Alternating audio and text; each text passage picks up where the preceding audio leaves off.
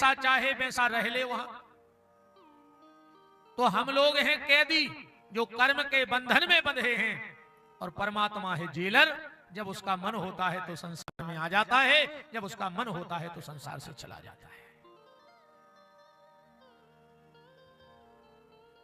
अब परीक्षित जी ने प्रश्न किया कि भगवान ने सृष्टि का निर्माण किया कैसे?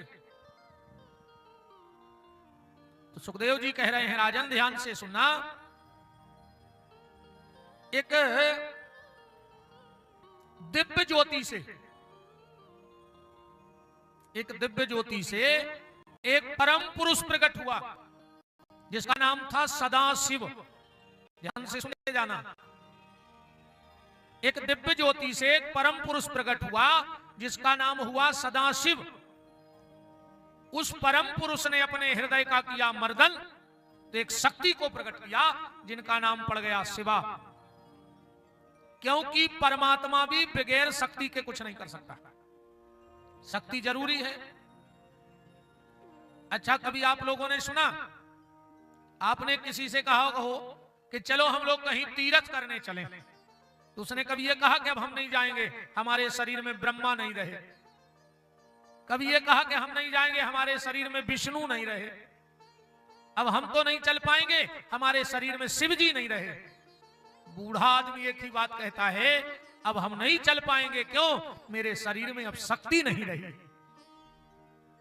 शक्ति होगी तो सब हो सकता है, अशक्ति नहीं है तो कुछ नहीं हो सकता। तो भगवान ने शक्ति को प्रकट किया, इनका नाम रखा शिवा। पहला जो इस सृष्टि का नगर बसा, ध्यान से सुनते जाना, उसका नाम था अभिर्मुख क्षेत्र। उसी का आगे चल के नाम हुआ आनंद वन, और उसी का आगे चल के नाम हुआ काशी। पहला नाम अभिर्मुख क्षेत्र, दूसरा नाम आनंद वन, तीसरा काशी, और फेमस हो गया बनारस। क्यों? अमिताभ बच्चन ने पान खा के गाना गा दिया था एक फिल्म में कि खाई के पान बनारस वाला, छोरा गंगा किनारे वाला, तो वो बनारस फेमस हो गई। भगवान शिव ने शिवा से कहा कि तुम जाकर के काशी में रहो। शिवा ने कहा, भोलेनाथ एक शर्त पर, हमारी एक शर्त रहेगी। बोले क्या? बोले वाराणसी में मरने वाले व्यक्ति की अधोगति ना हो, वो परमात्मा के धाम को चला जाए। भगवान शिव ने कहा, देवी आदमी की मुक्ति तो तब होती है जब आखिरी में उसके कान में राम नाम पड़ जाए। तो पार्वती शिवा ने कहा कि आप सबके कान में राम कहो। अब भगवान शिव ने कहा, देवी मरने वाले का कोई टाइम तो होता नहीं कि कौन कब मरेगा। शिवा बोली, मैं कुछ नहीं जानती, आप तो राम कहना मरने वाले के कान में। इसीलिए भगवान शंकर कितना भजन करते हैं। रामायण में लिखा है, तुम पुनि नाम राम दिन राती। दिन रात एक ही नाम रटते हैं, राम राम राम राम राम राम राम राम राम राम राम राम राम राम राम राम। क्या पता कौन कब मर जाए। अब पार्वती जी को वचन हारा है कि बनारस में मरने वाले के कान में हम राम कहेंगे। भगवान शिव ने माता को बनारस में विराजमान कर दिया। अब भगवान शिव ने अपने दाहिने हाथ का मर्दन किया, एक पुरुष प्रकट हुआ बालक के रूप में, एक पत्ते पे रख दिया। शिवा ने कहा, इनका नाम क्या होगा? बोले, ये पृथ्वी के अणु अणु में विद्यमान होंगे, इसलिए इनका नाम विष्णु हो जाएगा। भगवान शिव ने अपने बाएं हाथ का मर्दन किया, एक तेज निकला और वो तेज विष्णु की नाभि में तुड़ी में रख दिया। एक कमल की नाल चली और उस पर अष्ट कमल का पुष्प खिला, जिस पर ब्रह्मा प्रकट हुए। ब्रह्मा ने विचार किया कि मुझे बनाने वाला कौन है। तो उस कमल की नाल में ब्रह्मा जी चले, चलते चलते चलते चलते विष्णु के पास आ गए। और शिव महापुराण में तो लिखा है कि अब शब्द बोलने लगे। रे रे दुष्ट महाविष्णु, हे दुष्ट महाविष्णु, मैं तुम्हारा पिता हूं और तुम मुझे प्रणाम नहीं कर रहे हो। विष्णु ने कहा तुम हमारे पिताजी हो ही नहीं सकते। क्यों? बोले मुझे तो शिव जी ने प्रकट किया है। ब्रह्मा जी ने सोचा कि इसको तो पता है, तो ब्रह्मा जी ने दूसरी चाल चल दी। कहा हम तुम्हारे पिताजी नहीं हैं, तुम्हें शिव ने प्रकट किया, वो तुम्हारे पिताजी, तो हम तुम्हारे पिताजी के पिताजी हैं, हमने शिव को प्रकट किया है। झूठ बोल दिया। भगवान विष्णु ने कहा ठीक है, हम आपको पिताजी तो नहीं कहेंगे पर दादाजी जरूर कहने लगेंगे। तो ब्रह्मा का नाम क्या पड़ गया? पितामह ब्रह्मा। संस्कृत में पितामह का मतलब होता है दादा। अब ब्रह्मा जी नकली दादा बन गए। आजकल तो वैसे भी कोई दादा नहीं बनना चाहता। अगर किसी से बुढ़ा कह दो, बूढ़ा कह दो, तो लड़ने को तैयार हो जाए। बोले हमको बूढ़ा मत कहा करो। बोले फिर क्या कहें? बोले हमसे कहा करो भूतपूर्व जवान। बूढ़ा मत कहो, भूतपूर्व जवान कहो। आज कोई बुढ़ा बनना ही नहीं चाहता। अरे बूढ़ा आदमी भी बालों में कलर लगा लेता है, डाई लगा लेता है। बाल काले कर लोगे तो मरोगे नहीं। क्यों? भगवान को धोखा दे दोगे। भगवान समझेंगे अभी जवान है, तो क्या मौत नहीं आएगी? अरे प्यारे, बाल काले कर पाओ चाहे न कर पाओ, पर जो मन काला हो गया है इसको भजन करके सफेद कर दो तो भगवत प्राप्ति हो जाएगी। बाल काले करने से कुछ नहीं होगा। मन जो काला हो गया है उसको ठीक करो, वही तुम्हारे साथ जाना है। तन तो यहीं पड़ा रह जाएगा। इसमें तो आग लग जाएगी कि नहीं लग जाएगी? जला दिए जाओगे यहीं। एक दिन आकाशवाणी हो गई कि विष्णु, ब्रह्मा ने तुम्हारे साथ छल किया है, ये तुम्हारे दादा नहीं हैं। दोनों में झगड़ा चालू हो गया। कई वर्षों तक युद्ध चला ब्रह्मा और विष्णु में। अब इनका युद्ध शांति ही नहीं हो रहा था। तो एक दिन ब्रह्मा जी झपटे विष्णु पर, अब विष्णु दौड़े ब्रह्मा पे प्रहार करने, और उसी समय बीच में भगवान शिव पिंडी के रूप में प्रकट हो गए। बोलो पार्थवेश्वर भगवान की। शिवलिंग के रूप में प्रकट हो गए। और आकाशवाणी हुई, क्यों लड़ रहे हो? बड़े बनने के लिए लड़ रहे हो? तो जाओ, जो मेरी पिंडी का अंत लेके आ जाएगा वो बड़ा माना जाएगा।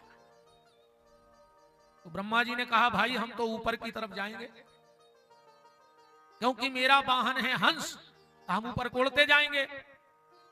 तो भगवान विष्णु ने कहा मैं कई बार सूकर बन चुका हूं 12, तो मैं नीचे को जाऊंगा। क्यों? बोले मैं मिट्टी खोदता जाऊंगा, मुझे अच्छा अनुभव है मिट्टी खोदने का।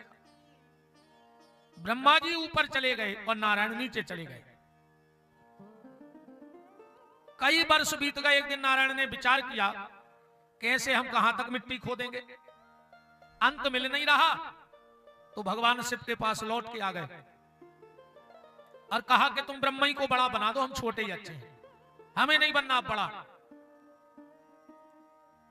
अब मैं क्या करूं? बोले तुम बैठ के भजन करो।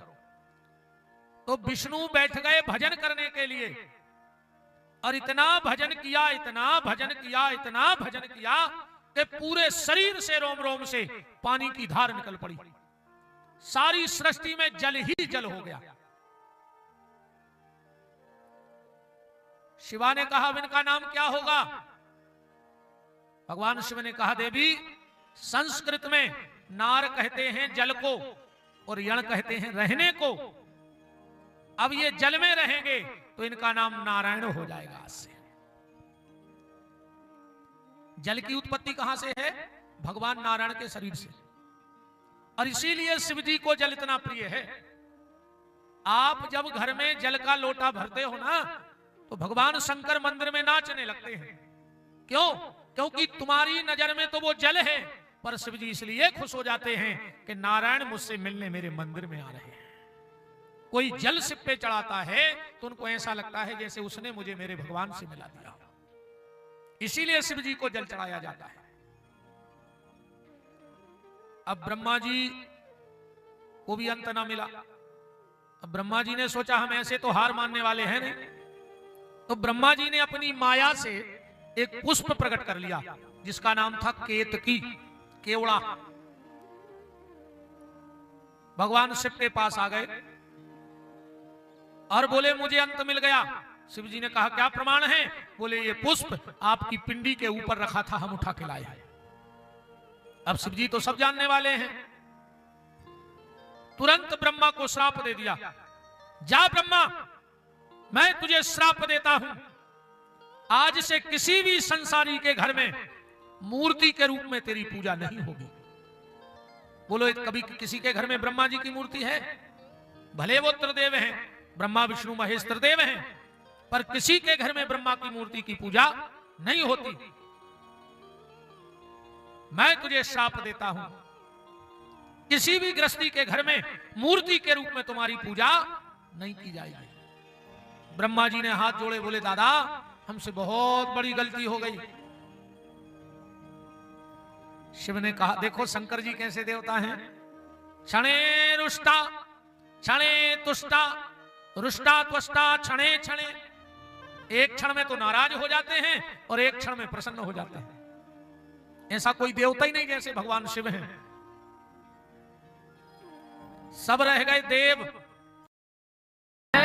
महादेव। ये महादेव क्यों बन गए? सब देव और भोलेनाथ महादेव। ये इसलिए महादेव बन गए, इन्होंने खुद की पूजन करवाई कि नहीं करवाई, और पत्नी की पूजा करवा दी। बोलो दुर्गा मैया को कौन नहीं पूजता? ऐसे तो बहुत देवता पति पत्नी की पूजा होती है, पर भगवान शिव ने अपने दोनों बेटों की पूजा करवा दी। बोलो गणेश जी पूजते हैं कि नहीं पूजते हैं? स्वामी कार्तिकेय जी पूजते हैं कि नहीं पूजते? यहां तक भी बात नहीं रही, शिव जी ने खुद की पूजा करवाई, पत्नी की पूजा करवाई, दोनों बेटों की पूजा करवाई और दोनों बहुओं की पूजा करवा दी। बोलो कौन नहीं चाहता कि हमारे घर में रिद्धि और सिद्धि रहे? शिव जी की बहुओं को कौन नहीं चाहता? आप लोग चाहते हो क्या कि हमारे घर में भी रिद्धि सिद्धि रहे? अच्छा गणेश जी की पत्नियों का नाम रिद्धि और सिद्धि, और अपन को मिल गई जिद्दी, है ना? गणेश जी की रिद्धि सिद्धि और अपने घर में बोलो कौन है? कितना डरते हो तुम लोग घरवाली से, है बोल भी नहीं पा रहे हो कि जिद्दी। मास्टर साहब अच्छे से हाथ उठाना ना, 9 तारीख को हमारे साथ बाबा होके जाना पड़े, है पता लगे कि हमारे साथ बाबा हो गए, अगली कथा में दमोह में बैठे। भगवान शिव ने खुद की पूजा करवाई, पत्नी की पूजा करवाई, दोनों बेटों की पूजा करवा दी, दोनों बहुओं की पूजा करवा दी और दोनों नाती पुजवा दिए। बोलो किसके घर में शुभ लाभ नहीं लिखा है? ये शुभ लाभ कौन है? शिव जी के नाती है कि नहीं है? नाती पोता है दोनों। तो खुद की पूजा, पत्नी की पूजा, बेटों की पूजा, बहुओं की पूजा और नाती पोतों की पूजा। एक दिन देवताओं ने मीटिंग की, बोले अपन तो रह गए देव, ये पूरे घर की पूजा होती है तो इनको बना दो महादेव, है ना? कि मारे अंगना में भोला जी पधारो। ये राजस्थानी भाषा मिल जाएगी थोड़ी थोड़ी इस गीत में। कि मारे अंगना में भोला जी पधारो, तो भाग मारे जाग जाएंगे। मारे अंगना में भोला जी पधारो, तो भाग मारे जाग जाएंगे। मारे अंगना में भोला जी पधारो, तो भाग मारे जाग जाएंगे। मारे अंगना में भोला जी पधारो, तो भाग मारे जाग जाएंगे। तेरे नाम पे हम मर जाएंगे, तेरे नाम पे हम मर जाएंगे, तेरे नाम पे हम मर जाएंगे, तेरे नाम पे हम मर जाएंगे। जाएंगे जाएंगे। मारे अंगना में भोला जी पधारो, भाग मारे जाग जाएंगे। मारे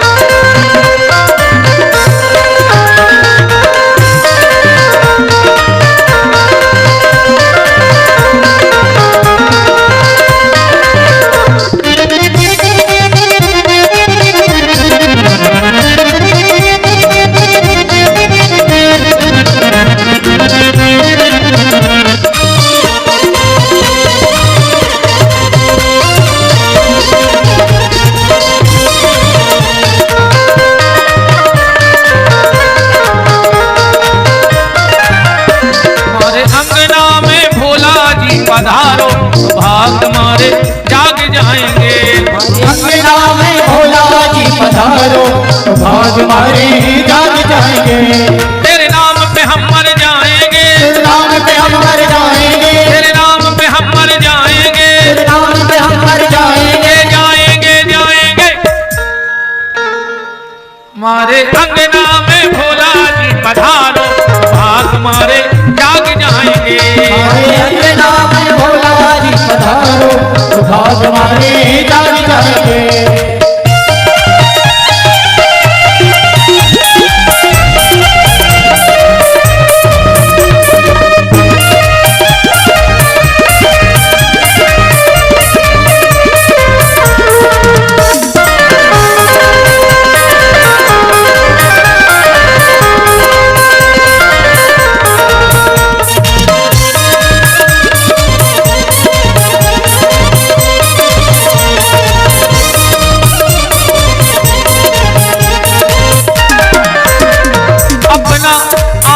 सजाए बैठे हैं, अपना आंगन सजाए बैठे हैं, अपना आंगन सजाए बैठे हैं, अपना आंगन सजाए बैठे हैं, आस तुमसे लगाए बैठे हैं, आस तुमसे लगाए बैठे हैं। अब तो आ जाओ मेरे भोले, अब तो आ जाओ मेरे भोले, अब तो आ जाओ मेरे भोले, अब तो आ जाओ मेरे भोले।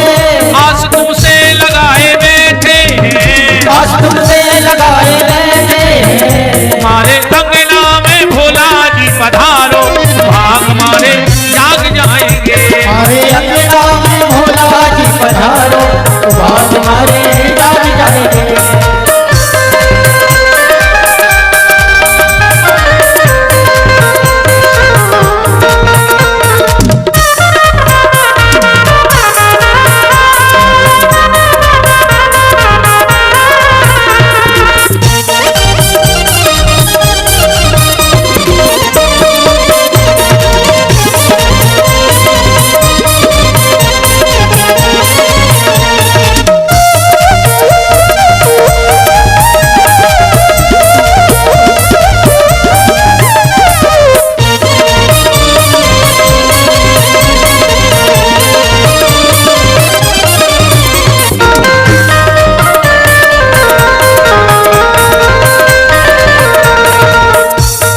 अंगना में भोला जी पधारो, तो भाग मारे जाग जाएंगे।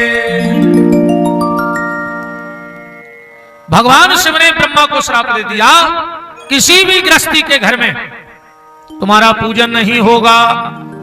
ब्रह्मा जी ने हाथ जोड़े, बोले दादा गलती हो गई, इतना बड़ा श्राप मत दो। तो भगवान शिव ने कहा जाओ ब्रह्मा, मूर्ति के रूप में तुम्हारी किसी गृहस्थी के घर में पूजा नहीं होगी, पर जहां भी यज्ञ होगा तो सब देवताओं के तो आसन बनेंगे, पर यज्ञ में जो ब्राह्मण आएंगे उन्हीं में से एक को ब्रह्मा बना दिया जाएगा, पर तेरी मूर्ति नहीं रखी जाएगी। यज्ञ में एक होता है आचार्य और एक होता है ब्रह्मा। ब्रह्मा जी बोले कि भोलेनाथ, जहां यज्ञ नहीं होगा तो क्या मैं वहां कभी जा नहीं पाऊंगा? भगवान से बोले ब्रह्मा, एक वरदान और देता हूं, ध्यान से सुन लेना आप लोग। अब आज के बाद जहां भी यज्ञ हवन पूजन होगा तो सर्वप्रथम पूजन तो हमारे बेटे गणेश का होगा। आप किसी भी देवता की पूजा करवाओ, पंडित जी सबसे पहले गणेश जी का पूजन करते हैं। तो बोले जहां भी पूजन होगा तो सर्वप्रथम पूजन मेरे बेटे गणेश का होगा, पर आज के बाद जिसके घर में हवन होगा और अगर पहली आहुति तुम्हारे नाम की नहीं दी जाएगी तो उसके हवन करने का कोई मतलब नहीं होगा। इसलिए जब भी घर में हवन करो तो पहली आहुति किसकी देनी है? ब्रह्मा के नाम की। और अगर तुमने पहली आहुति ब्रह्मा के नाम की नहीं डाली तो तुम कुंटल कुंटल हवन भी आग में डाल देना, तुम्हें उसका कोई फल मिलने वाला नहीं है। केतकी के पुष्प को श्राप दे दिया। केतकी, आज के बाद जिस भी पूजा की थाली में तुझे रख दिया जाएगा उस व्यक्ति के उस दिन तक के सारे सत्कर्म नष्ट हो जाएंगे। केतकी मतलब केवड़ा, केवड़े का पुष्प कभी पूजा में नहीं लाना चाहिए। जो भी केतकी का पुष्प पूजा में उपयोग कर लेता है उस दिन तक के उसके सारे सत्कर्म नष्ट हो जाते हैं। केतकी भगवान के चरणों में गिर पड़ी, कहा भगवान बहुत बड़ी गलती हो गई। शिव जी ने कहा फूल के रूप में तो तुझे मैं कभी स्वीकार नहीं करूंगा, पर तेरे भीतर जो इत्र निकलेगा वो भगवान की सेवा में लिया जाएगा, इसलिए भगवान की पूजा में इत्र लगाया जाता है। वहीं नारायण खड़े थे, बोले मेरे लिए क्या आदेश है? कहा तुमने झूठ नहीं बोला, जो कुछ था सो सत्य सत्य बोल दिया, तो तुम्हारा नाम नारायण तो पहले से है, पर सत्य बोलने के कारण आज से तुम्हारा नाम हो जाएगा। बोलो सत्यनारायण भगवान की। सत्यनारायण की कथा तो जानते होंगे। और बोले पूर्णिमा के दिन तुम हमारे यहां आए थे और सत्य बोला था, तो आज से जो भी व्यक्ति पूर्णिमा के दिन अपने घर में सत्यनारायण भगवान की पूजा कराएगा उसके ऊपर मेरी पूरी कृपा रहेगी। इसीलिए अक्सर करके पूर्णिमा के दिन ही लोग सत्यनारायण की कथा अपने घर में करवाते हैं। अब भगवान शिव ने अपने मुंह से 5 मंत्र प्रकट किए। दुनिया के जितने भी मंत्र हैं वो किसी आचार्य के बनाए हैं, किसी ऋषि के बनाए हैं, किसी विद्वान के बनाए हैं, पर ये 5 मंत्र दुनिया में भगवान शंकर ने अपने मुंह से प्रकट किए। वो 5 मंत्र कौन से हैं? सबसे पहले मुंह से निकला ओम, इसी से मृत्युंजय की उत्पत्ति हो गई। दूसरे मुंह से जो मंत्र निकला वो था ओम नमो भगवते वासुदेवाय। तीसरा जो मंत्र निकला वो था ओम भूर्भुवः स्वः, गायत्री मंत्र। पूरा पढ़ा नहीं जाता इसलिए हमें यहां से परमिशन नहीं है। चौथा मंत्र निकला नवार्ण, ओम एम ह्रीम क्लीम चामुंडाय विच्चय नमः। और आखिरी मंत्र जो निकला वो था राम। ये राम नाम की उत्पत्ति भगवान शिव के मुंह से है।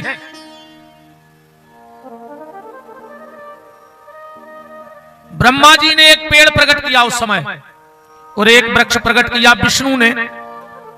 जो विष्णु ने वृक्ष प्रकट किया था वो था श्वेत चंदन। अब ब्रह्मा जी के मुंह से जो पेड़ प्रकट हुआ वो था रक्त चंदन। चंदन की उत्पत्ति कहां से है? ब्रह्मा विष्णु के मुंह से। ब्रह्मा और विष्णु से कहा कि जाओ सृष्टि की उत्पत्ति करो।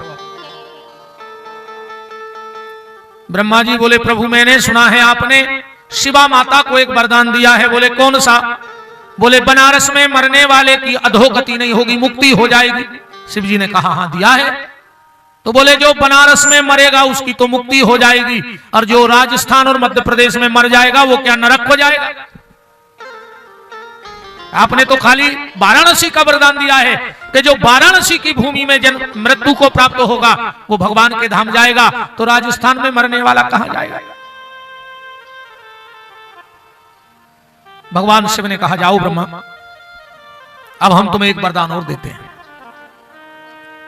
वाराणसी में मरने वाले के कान में तो मैं राम कहूंगा, पर जो वाराणसी के बाहर कहीं भी मर जाए, अगर उस व्यक्ति को, मरे हुए व्यक्ति को 4 लोग उठाएंगे। मरे हुए व्यक्ति को कितने लोग उठाते हैं? 4। उठाते कि नहीं उठाते? 4 लोग उठाएंगे और पीछे पीछे ये कहते जाएंगे कि राम नाम सत्य है, राम नाम सत्य है। तो उस व्यक्ति की मुक्ति की जिम्मेदारी मैं लिए लेता हूं। इसलिए हमारे यहां मरे हुए व्यक्ति को 4 लोग उठाते हैं और पीछे पीछे कहते जाते। ये पहले की बातें अब नहीं कहते। अब तो लोग मिट्टी में भी जाएंगे तो कान में मोबाइल लगा के पीछे पीछे चलेंगे। ऐसा लगता है जैसे इनकी डायरेक्ट बात यमराज से चल रही हो कि भाई साहब देख लेना, हमारा जरा खास आदमी था, आ रहा है तो इसको सीट हीट करवा देना है। जैसे कोटा में लोग तुम्हारे रिश्तेदार फोन लगाते होंगे, बेटा आ रहा है उसको एक आध सीट दिलवा दो। है कोचिंग का सेंटर है ना। थाली के साथ लोटा बड़ा अच्छा लगता है कि नहीं लगता? थाली के साथ लोटा और बाबा का लंगोटा और पढ़ाई में कोटा। इनका बड़ा महत्व है साहब, नहीं है? अच्छा, कुछ लोग जब मिट्टी में जाते हैं तो पीछे पीछे पता क्या बोलते जाते हैं? बोले यार आज ही हमें बहुत अर्जेंट काम था और आज ही ये चले गए। तो क्या करते, रात में तुमसे पूछ लेते कि भाई साहब फ्री हो, हम मर जाएं, आओगे?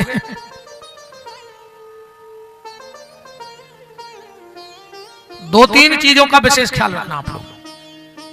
किसी भी मिट्टी में जाओ, मिट्टी तो समझ गए ना, मिट्टी में जाओ तो कभी घर से ये मत कहना कि हम जा रहे हैं, ये कह के मत जाया करो कि हम जा रहे हैं, चुपचाप चले जाओ। क्योंकि जहां तुम जाने का कह के जा रहे हो वहां से फिर कोई लौटता नहीं। और जब शमशान भूमि से लौटने लगो तो तुम्हारे साथ कोई भी हो ये मत कहना कि चलो, वहां ये नहीं कहना चाहिए कि चलो, क्योंकि ऐसी कई प्रेत आत्माएं वहां भटकती हैं और वो तुम्हारे साथ चल पड़ती हैं, क्योंकि वो तो इतने इंतजार में है कि कोई कहे भर के चलो तो वो साथ हो जाते हैं। एक चीज का और ख्याल रखना आप लोग, पूरे परिवार के सत्कर्म नष्ट हो जाते हैं एक गलती के कारण शमशान में। अगर व्यक्ति एक गलती शमशान घाट में जाके करावे तो उसके पूरे परिवार के सत्कर्म उसी समय नष्ट हो जाते हैं और उसको भयंकर समस्याओं का सामना करना पड़ता है। गलती करता है आदमी और भोगना पड़ता है पूरे परिवार को। जैसे 5 गलती करती है पत्नी और भोगना पड़ता है उसके पति को। गलती पत्नी करेगी ये 5 और उसका प्रायश्चित कौन भोगेगा? बोले पति। क्यों? क्योंकि तुम्हारे साथ एक नाम लगा है धर्म पत्नी। लगा है कि नहीं लगा? अब इनमें कोई धर्मपति तो बैठा नहीं है कि है कोई कोटा में धर्मपति। किसी पति के साथ धर्म लगा है कि उनके धर्म के पति हैं? पति के साथ धर्म नहीं जुड़ा है, पत्नी के साथ धर्म जुड़ा है। तो 5 गलती पत्नी ना करे और एक गलती जिंदगी में पति ना करे। 5 गलती कौन सी? सबसे पहली गलती, पत्नी अगर रात में गीला आटा फ्रिज में रख देती है। कभी भी गीला आटा, बना बनाया आटा कभी रात में नहीं रखना चाहिए। चाहे रोटी बना के सुबह कुत्ते को डाल देना, पर अब तो कुत्ते को रोटी कोई देता ही नहीं। पहली रोटी गैया को दी जाती है, नियम है, और आखिरी की रोटी कुत्ते को दी जाती है। अब सुबह साहब को जल्दी जाना है ऑफिस, तो पहली रोटी साहब ने खा ली। पहली रोटी किसकी थी? गाय की, इसलिए साहब गाय बन गए। घर वाली कुछ भी कहती रहे, साहब कुछ कहते ही नहीं, क्योंकि पहली रोटी खा खा के गाय बन गए। और आखिरी की रोटी दी जाती है कुत्ते को, तो वो खा लेती हैं मैडम, तो भौंकती रहती है ना। पहली रोटी साहब ने खा ली तो गाय बन गए, आखिरी की रोटी जो कुत्ते का हिस्सा था वो मैडम खा गई। अब वही काम करेंगे कि नहीं करेंगे?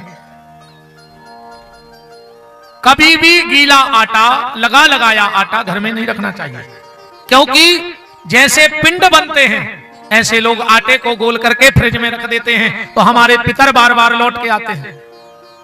पहले की माताएं नहीं रखती थी। अच्छा, उसका मैंने ढूंढा भी है, पहले की जो बुजुर्ग माताएं थी ये ज्यादा पढ़ी लिखी नहीं थी, अंगूठा छाप। आजकल मिल रही है पढ़ी लिखी, तो इनका हिसाब किताब पक्का है। पहले की माताएं पढ़ी लिखी नहीं थी, वो हमने ऐसे अनुमान लगाया, पहले रोटी मांगते थे 1 और मां परोसती थी 2, क्योंकि वो हिसाब किताब रखती नहीं थी। उसको तो ऐसा लगता था कि मेरा बेटा कितनी अधिक से अधिक रोटी खा ले। और आजकल है पढ़ी लिखी, आटा बाद में निकालती हैं डिब्बे से, पहले घर वाले से पूछती हैं आप कितनी खाओगे। और ये बेशर्म कहता है 2 खाएंगे। इसलिए दिन रात गधों जैसी मेहनत कर रहे हो कि घर में आके गिन के रोटी खाओगे, और अगर गिन के ही रोटी खानी है तो जेल चले जाओ, काहे को झंझट में पड़े हो। 350 ग्राम तुल के मिलेगा।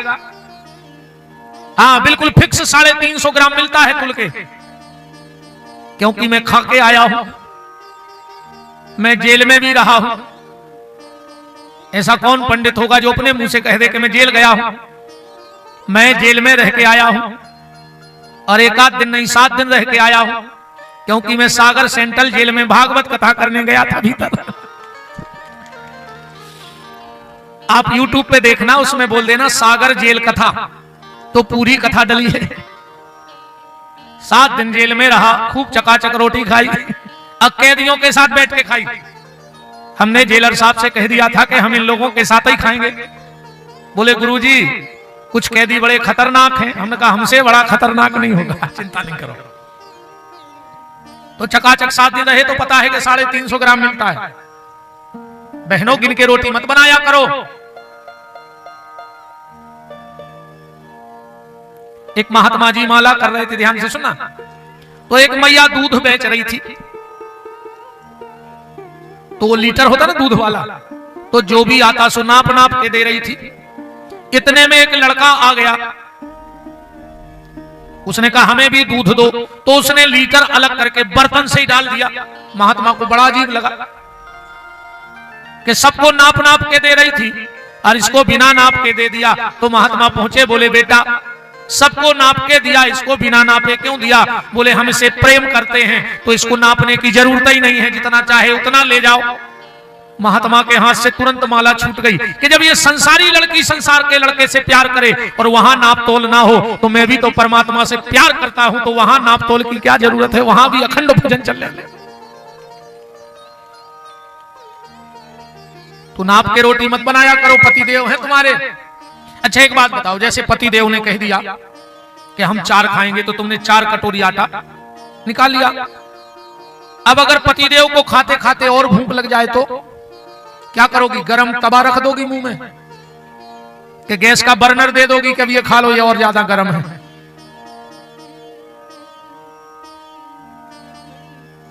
अरे 1-2 रोटी ज्यादा बन जाए तो कुत्ते को गैया को खिला देना। पहली गलती पत्नी ये ना करे। दूसरी गलती, घर का झाड़ू छुपा के रखे। अगर बाहर वाले की नजर तुम्हारे घर के झाड़ू पे पड़ती है तो तुम्हारा पति परेशान रहता है, इसलिए झाड़ू लगाओ और छुपा के रख दो। तीसरी गलती, रात में कभी भी जूठे बर्तन नहीं रखने चाहिए, साफ करके रखने चाहिए।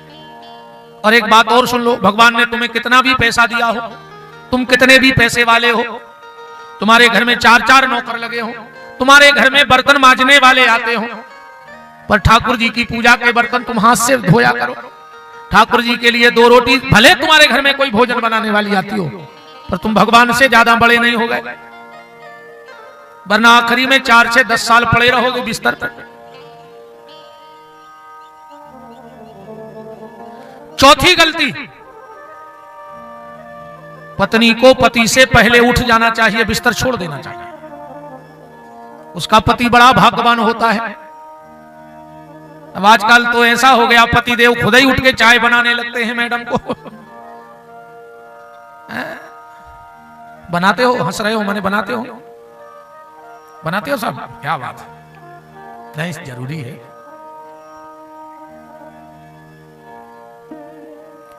संतोष जी तुम लोग क्यों लड़ने लगे? अच्छा मैंने कहा तुम दोनों लड़ने लगे कथा सुनते सुनते। बहन जी ये तो नहीं कह रहे कि हमारी मत कह देना वरना हम बताएं। क्या हुआ, एक जगह यजमान पहले दिन तो बैठ गए ऐसे, दूसरे दिन यजमान कुर्सी पे बैठ गए आरती के बाद। हमने शाम को पूछा, हमने कहा क्यों भाई, पहले दिन तो जोड़ा से बैठे थे, आज पीछे क्यों बैठे? अरे बोले गुरुजी तुम नहीं समझोगे। हमने कहा समझाओ। बोले जब तुम कथा करते हो तो घरवाली हमको हाथ मारती है कि तुम्हारा बोल रहे, तुम्हारा बोल रहे, तो इसलिए हम पीछे बैठ गए जाके। तो तुम लोग नहीं लड़ना, वो तो घर घर की कहानी है। सास भी कभी बहू थी। और 5वीं बात बहनों याद रखना, भोजन करके शुद्ध जल से हाथ जरूर धोना। आप कहो कैसे गुरुजी? एक बात बताओ, जिस गिलास से तुम पानी पी रही हो वो मुंह में लग गया कि नहीं लग गया? जूठा हो गया कि नहीं हो गया? अब उसी गिलास से तुमने हाथ धो लिए, तुम्हारे हाथ शुद्ध रहेंगे कि नहीं रहेंगे? मुंह का लगा पानी और उसी से तुमने हाथों को धो लिया, अब तुम्हारे हाथ में रिद्धि सिद्धि रहेगी।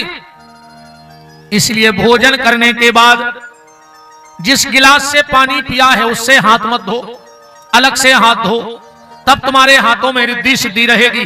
तो ये तो 5 गलतियां हो गई माताओं की। अब एक गलती ना करे पति। कौन सी?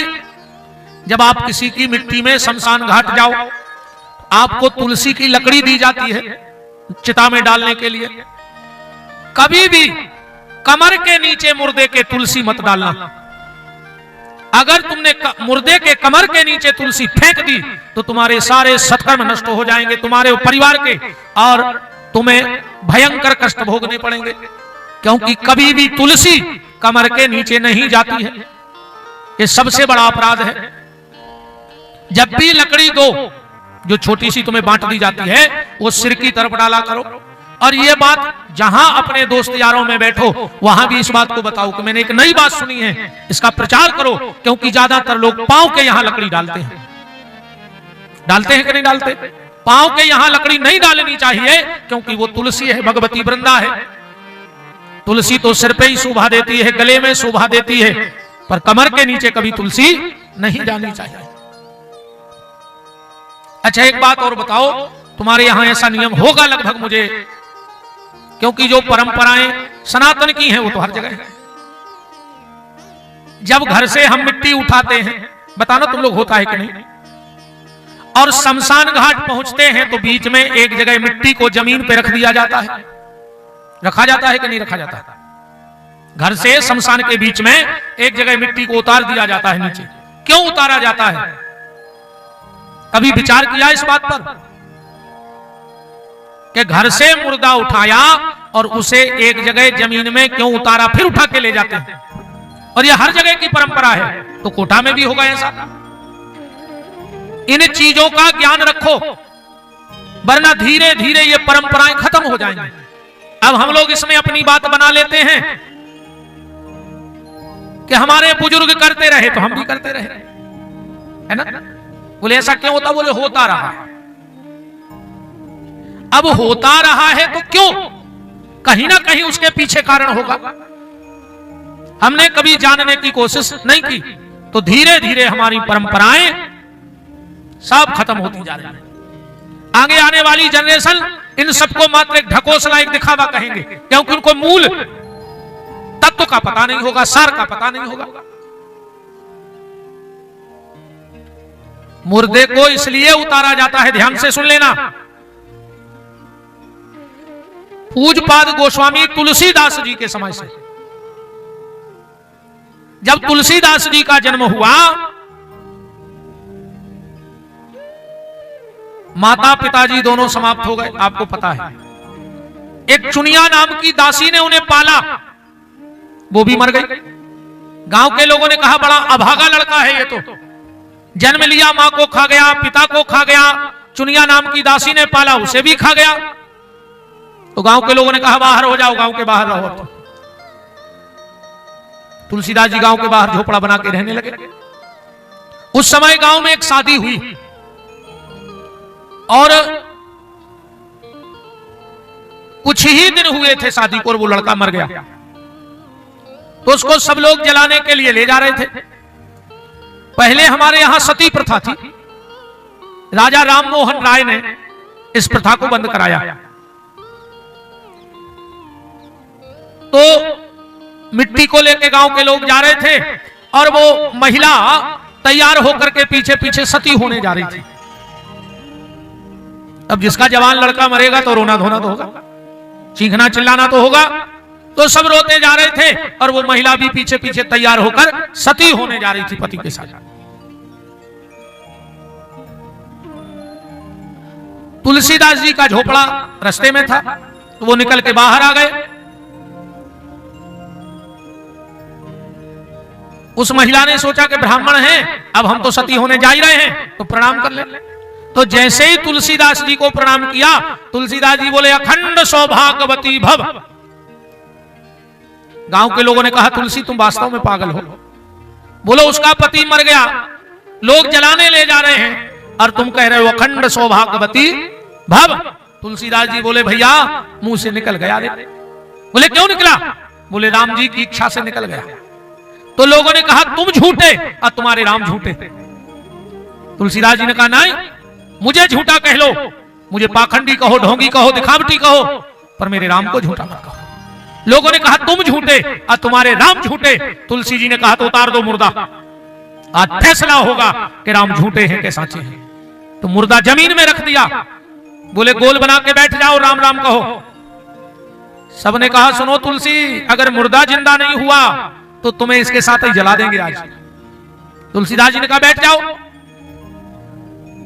तुलसीदास जी उठे, आंखों में आंसू भर के, और जैसे ही कहा मुर्दे के कान में राम, वो मुर्दा उठ के बैठ गया। लोग चिल्लाने लगे राम नाम सत्य है, राम नाम सत्य है, राम नाम झूठा नहीं है। उस दिन से हमारे यहां गली में मुर्दा उतारने का विधान बन गया।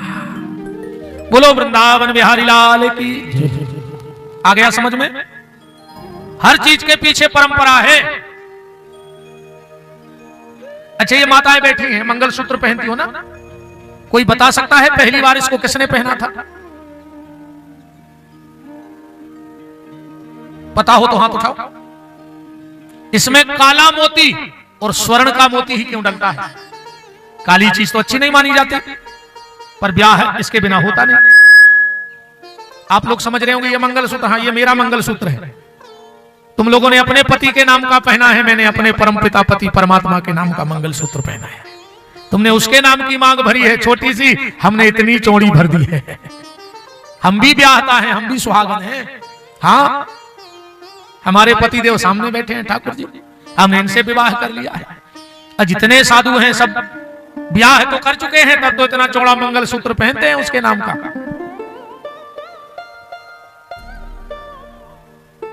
तो किसने पहना था पहली बार ये मंगलसूत्र? और काला मोती और सोने का मोती क्यों पड़ता है, कभी विचार किया? पांव में बिछुआ पहनते, बिछुआ अंगुली में, पता है तुम लोगों को क्यों पहने जाते हैं? पहली बार किसने पहने थे, इसका क्या मतलब है? सब देखा सीखी चल रहा है बस, है ना? पता किसी को नहीं है कि क्यों, कैसे, क्यों होता है। राम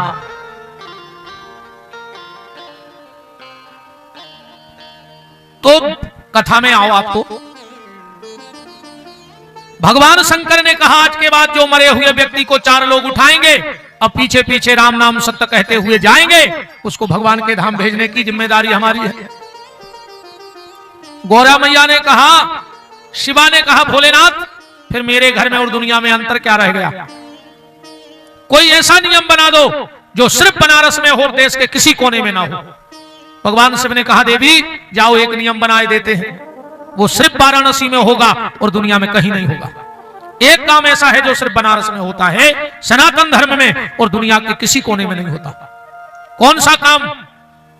हमारे यहां सूर्यास्त के बाद मुर्दे को आग नहीं दी जाती है, कि दी जाती है कोटा में? दे दे नहीं, ये शास्त्र के विरुद्ध है। अगर होता है तो शास्त्र विरुद्ध है। सूर्यास्त के बाद कहीं भी सनातन धर्म में मुर्दे को मुखाग्नि देने का विधान नहीं है। सिर्फ बनारस में, काशी में, दशाश्वमेध घाट पे 24 घंटे मुर्दे जलते हैं।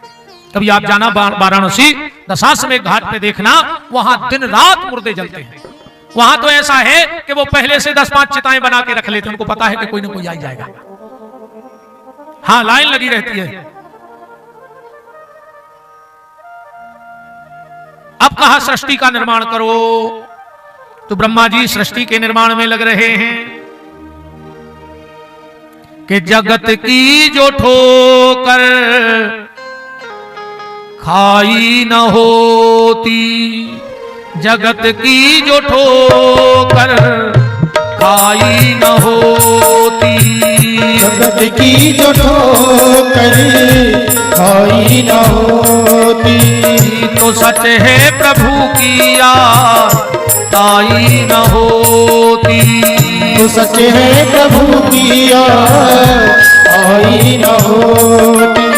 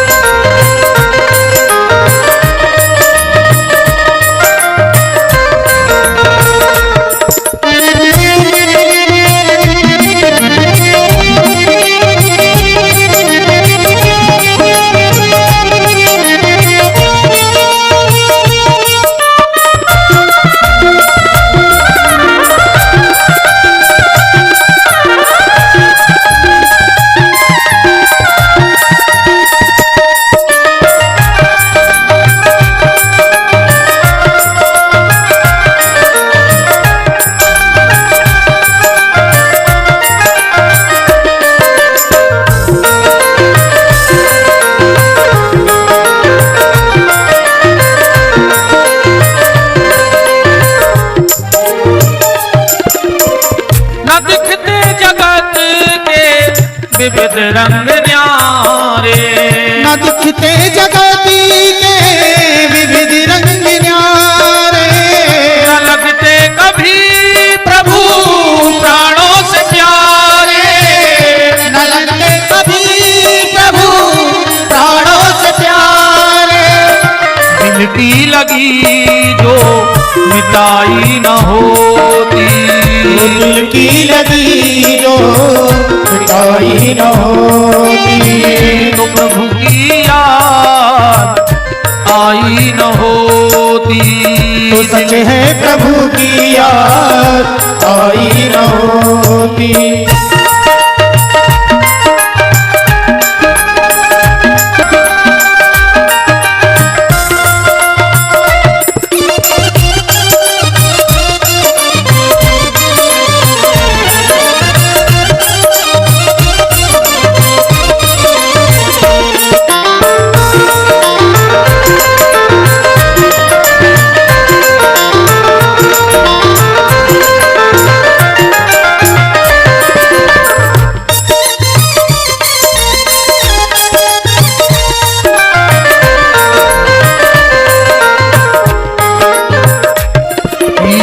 जगत की जो ठोकर खाई न होती, जगत की जो ठोकर खाई न होती, तो सच है प्रभु की याद आई न होती। तो सच है प्रभु की याद आई न होती।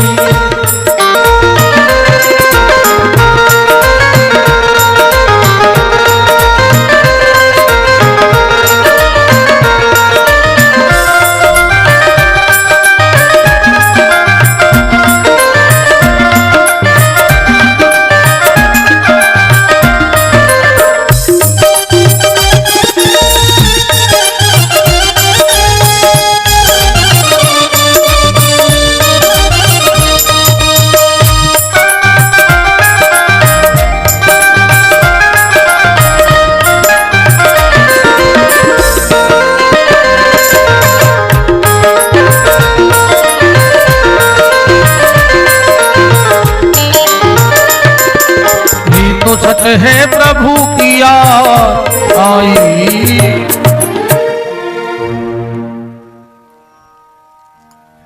ब्रह्मा जी ने सृष्टि की रचना में सर्वप्रथम 3 प्रकार की अजाज प्रवृत्तियां बनाई, अंधतामिस्त्र, मोहतामिस्त्र और मोह तप्ततामिस्त्र। अगर इनको अपनी भाषा में कर लें तो रजोगुण, तमोगुण और सतगुण त्रिगुणात्मक सृष्टि को बनाया। इसी से 3 काल बनाए, भूतकाल, भविष्यकाल और वर्तमान काल। आज का आदमी किसी को नहीं डरता, ना भूतकाल को डरता है, ना भविष्यकाल को डरता है और ना वर्तमान काल को डरता है। सबसे ज्यादा डरता है वो मिस कॉल को, कि किसी का मिस कॉल ना आ जाए मोबाइल पे।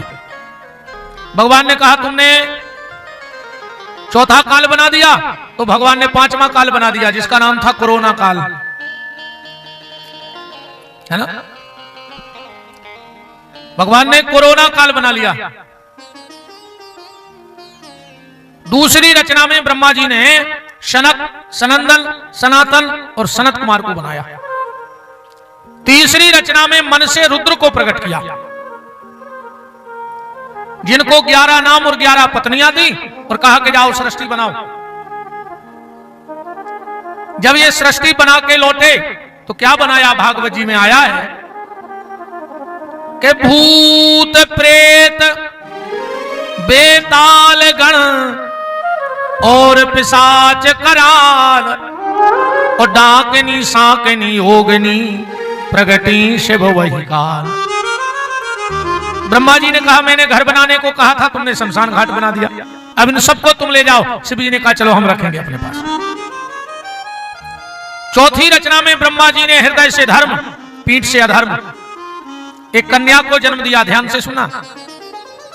शाम के समय तो ब्रह्मा जी ने तुरंत एक ऋषि को प्रकट किया जिनका नाम था वशिष्ठ। वो कहा जाओ संध्या को मंत्र दे के आओ। दुनिया की पहली गुरु दीक्षा यहां से प्रारंभ हुई। वशिष्ठ जी ने संध्या को मंत्र दिया, ओम नमः शंकराय ओम। जिनका मन बड़ा विचलित रहता हो, मन में बुरे बुरे ख्याल आते हों, तो वो इस मंत्र का एक माला का जाप जरूर करें। अच्छे विचार उसके मन में आने लगेंगे। ओम नमः शंकराय ओम। संध्या ने इस मंत्र का बहुत जप किया। भगवान शिव प्रकट हो गए। आज जब प्रकट हुए भगवान शिव, तो संध्या ने स्तुति गाई।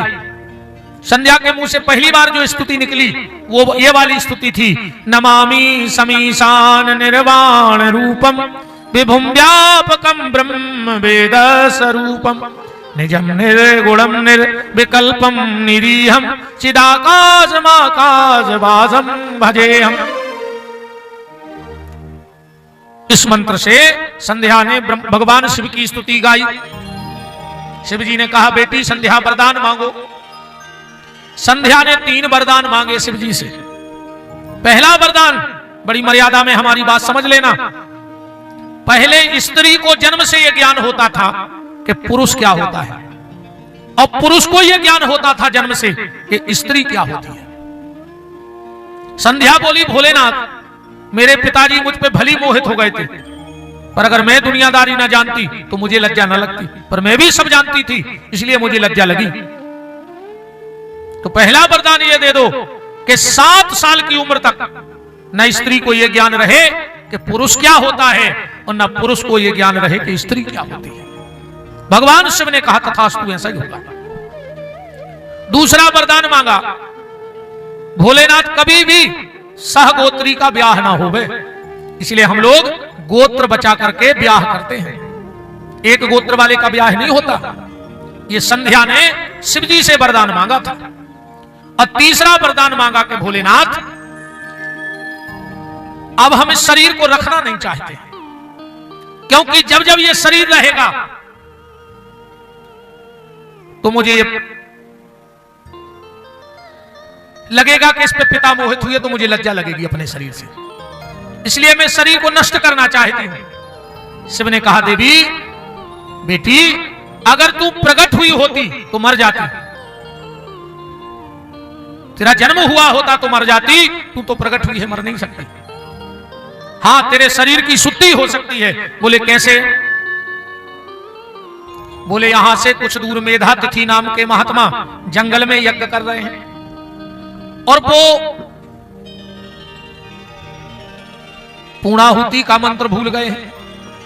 तुम जाओ और उनके यज्ञ में कूद जाना, वो तुम्हें शुद्ध कर देंगे। संध्या गई और मेधातिथि के यज्ञ में कूद गई। मेधातिथि ने निकाला तो पिछला सब भूल गई।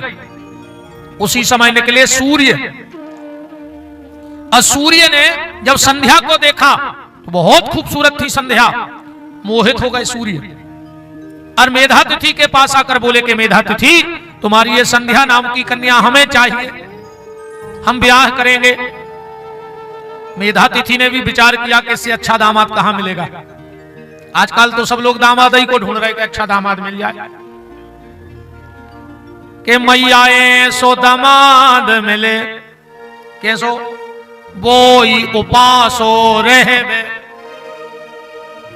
अब बोई कथा सुने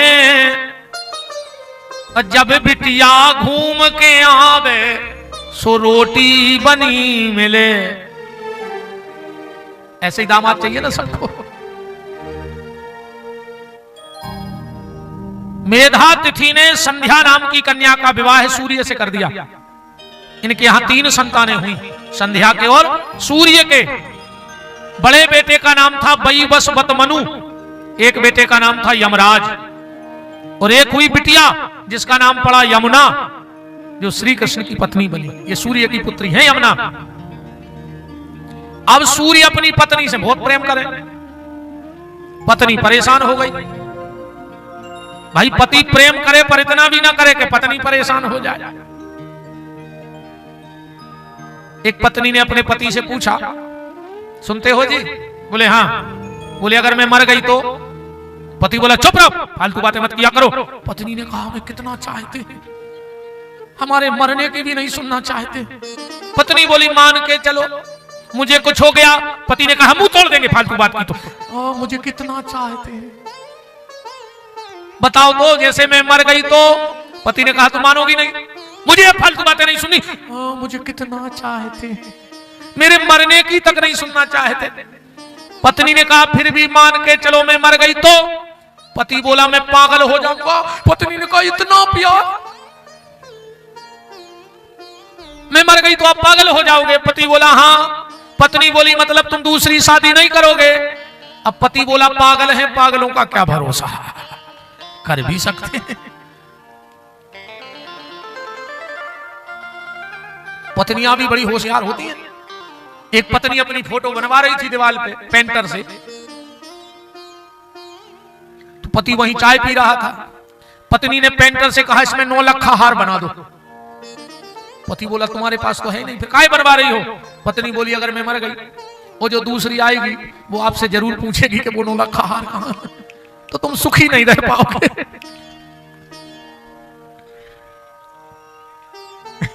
कोई को दे दिया होगा। तो पत्नी बोली अगर मैं मर गई तो तुम सुख से नहीं रह पाओगे, वो बार बार पूछेगी कि वो हार लाओ जो उस फोटो में दूसरी वाली ने पहना। मतलब ये सुख से ना रह पाए क्यों? हाँ, सब बहनें सिरे ला रही, गुरुजी सही उपाय बता दिया। अब हम भी एक फोटो में ऐसा ही करवा के रख देंगे।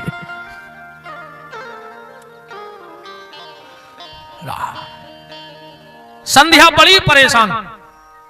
एक दिन संध्या ने अपनी छाया जहां पड़ रही थी वहां एक कन्या को प्रकट किया और संध्या चली गई जंगल में भजन करने। सूर्य ने सोचा यही मेरी पत्नी है, के साथ रहने लगे। इनके यहां एक बेटे का जन्म हुआ।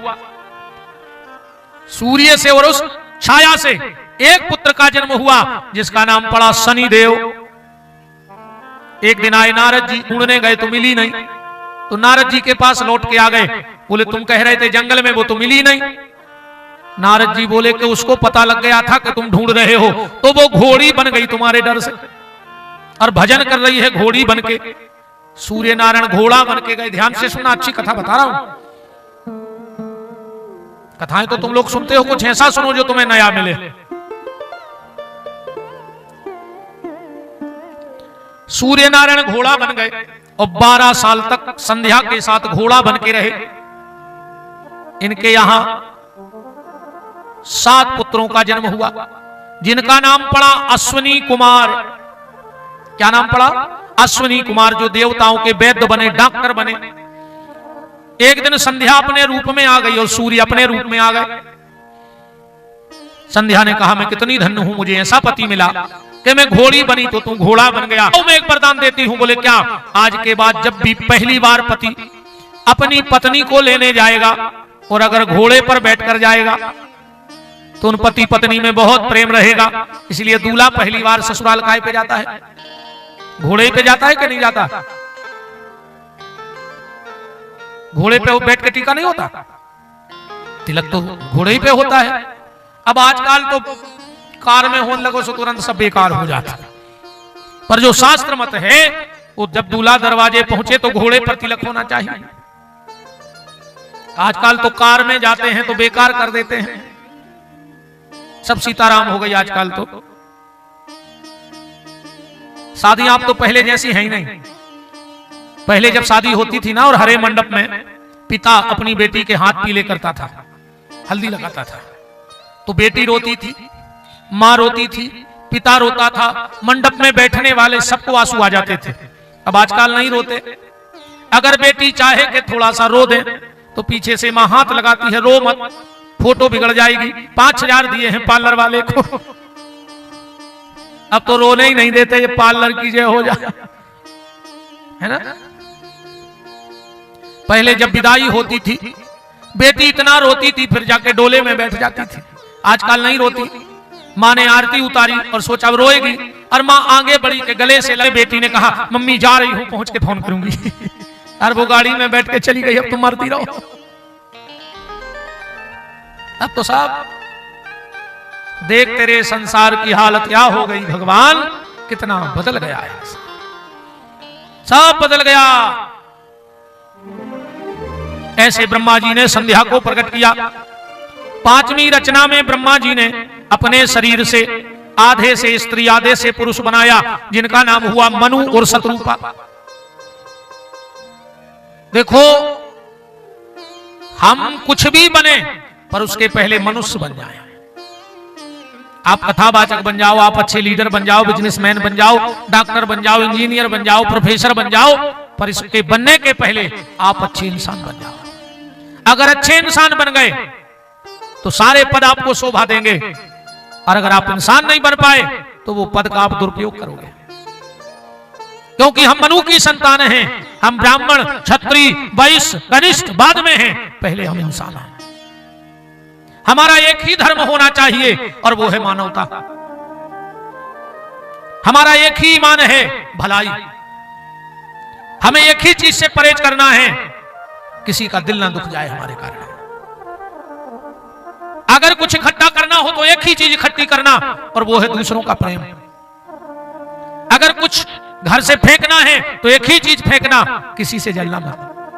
जलन की भावना को फेंक देना, क्योंकि आग जहां रखी रहेगी नुकसान भी वही होगा। इनके यहां 2 बेटे हुए, उत्तानपाद और प्रियव्रत। 3 बेटियां हुई, आकुति, देवहूत और प्रसूति। प्रसूति ब्याही गई राजा दक्ष को, आकुति ब्याही गई रुचि प्रजापति को, और देवहूति ब्याही गई महात्मा कर्दम को। एक बहुत उच्च कोटि के महात्मा हुए कर्दम। 100 वर्ष इनने तपस्या की, एक पांव पे खड़े होकर भगवान प्रकट हो गए, बोले कर्दम वरदान मांगो। कर्दम बोले प्रभु मांगने में जरा शर्म लग रही है। भगवान बोले मांगो, क्या चाहते हो? कर्दम ने कहा प्रभु मुझे पत्नी चाहिए। भगवान हंसने लगे, बोले कर्दम 100 साल तपस्या की और वो भी पत्नी के लिए? कर्दम ऋषि बोले प्रभु आजकल पत्नी मिलती कहां है? आजकल तो मैडम जो दिन भर पति को बजाएं डम डम डम, सो मैडम। इंग्लिश में बोलते हैं पत्नी को वाइफ। दिन भर पति की कैंची से काटे life, this is my wife. और घर वाले को बोलते हैं हस्बैंड। इंग्लिश में क्या बोलते हैं? हस्बैंड। माने इनके लिए घर वाला खाली हंसने वाला बैंड है, बाजा है, कुछ नहीं। वो एक खिलौना आता ना, चाबी भर दो तो वो करता है कर कर कर कर कर कर। इनके लिए घर वाला भी वही खिलौना है, हस्बैंड। पहले गाना था जितनी चाबी भरी राम ने उतना चले खिलौना, रोते रोते हंसना सीखो, हंसते हंसते रोना। अब ये गाना बदल गया, अब तो जितनी चाबी भरी बीबी ने उतना ही चल रहा है खिलौना। एक बार एक प्रवचन में एक पंडित जी ने कहा बोलो हाथ उठाओ जो अपनी पत्नी को डरते हैं। तो सबने हाथ उठा दिया, एक आदमी ने नहीं उठाया। पंडित जी ने उसे मंच पे बुलाया, बोले मान गए तुम तो हो, और उसे माला पहनाई और बोले माइक से बोलो तुम अपनी पत्नी को नहीं डरते? वो बोलो गुरुजी हम तो इतने डरते हैं कि बिना पूछे हाथ भी नहीं उठा सकते यहां।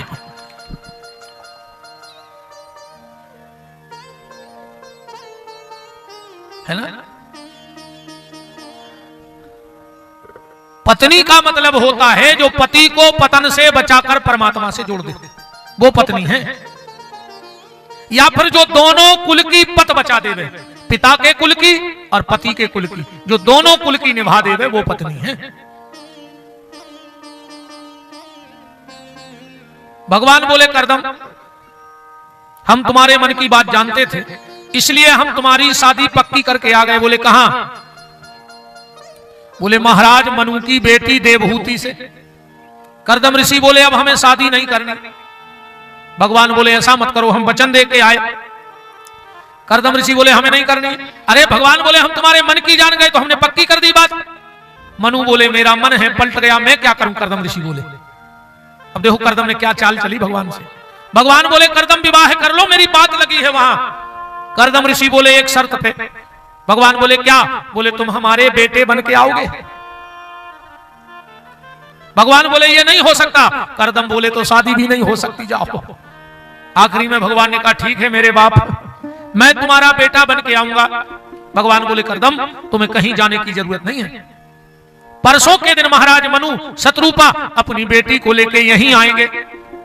भगवान तो चले गए। परसों का दिन आया, महाराज मनु शत्रुपा और देवहूति आ गई। कर्दम ऋषि ने 3 आसन डाली बैठने को। एक पे मनु बैठ गए, एक पे शत्रुपा। अब देवहूति खड़ी है, क्या करे? अगर पति के बिछाए आसन पर बैठ गई तो पतिव्रत धर्म गया, और अगर नहीं बैठती तो पति ने आदेश दिया है कि बैठो, तो उसकी आज्ञा का उल्लंघन होगा। महाराज मनु शत्रुपा की बेटी देवहूति की परीक्षा ले रहे हैं करदम। परीक्षाएं पहले भी होती थी, आज भी होती हैं।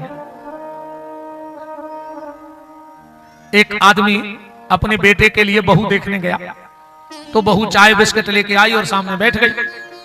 तो लड़के के पिताजी ने कहा, बेटी शास्त्रों के बारे में क्या जानती हो? लड़की ने कहा कि पिताजी रामायण हमने घर में पढ़ ली है, महाभारत आपके घर में कर देंगे, ले चलो। रामायण घर में पढ़ ली है, महाभारत आपके घर कर देंगे। पहले बड़े सोच समझ के परीक्षाएं होती थी। एक बुजुर्ग आदमी अपने नाती के लिए लड़की देखने गया, और जब बहू आई तो बाबा ने अपने जेब से एक कैंची निकाल के रख दी और एक सुई निकाल के रख दी, और कहा, बेटी इनमें से एक ले जाओ। लड़की ने कैंची उठाई और भीतर चली गई। बूढ़ा आदमी बाहर निकला तो लड़की के पिताजी ने पूछा, हम रिश्ते को कच्चा समझें कि पक्का? तो बूढ़ा आदमी बोला कि कच्चा समझो, टूट गया रिश्ता। तुम्हारी बेटी मेरे घर के लायक नहीं है। बोले क्यों?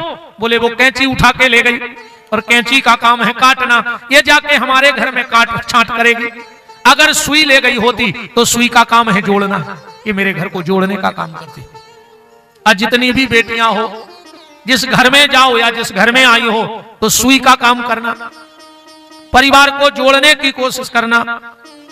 पर आजकल तो एक ही चीज चल रही, हम दो, हमारे दो, और माँ बाप को घर से निकाल दो। 4 का परिवार बचा है, मम्मी पापा चुंटू और मुंटू, बस 4 लोगों में जिंदगी जी रहा आदमी।